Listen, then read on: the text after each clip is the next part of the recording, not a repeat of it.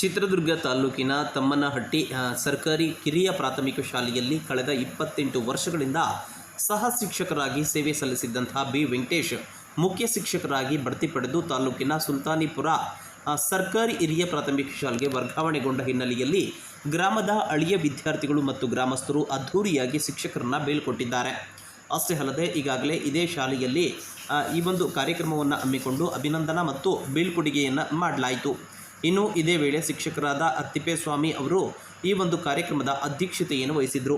ಇನ್ನು ಕಾರ್ಯಕ್ರಮದಲ್ಲಿ CRP ಮಾಲತೇಶ್ ಹಾಗೂ ರಾಜಪ್ಪ, BRC ವೇದಮೂರ್ತಿ, ವಿವಿಧ ಶಾಲೆಗಳ ಮುಖ್ಯ ಶಿಕ್ಷಕರು, ಶಿಕ್ಷಕರಾದ ಕಮಲಾ, ರವಿಶಂಕರ್ ಸೇರಿದಂತೆ ಹಲವರು ಈ ಒಂದು ಕಾರ್ಯಕ್ರಮದಲ್ಲಿ ಉಪಸ್ಥಿತಿಯನ್ನು ಹೊಂದಿದ್ದರು.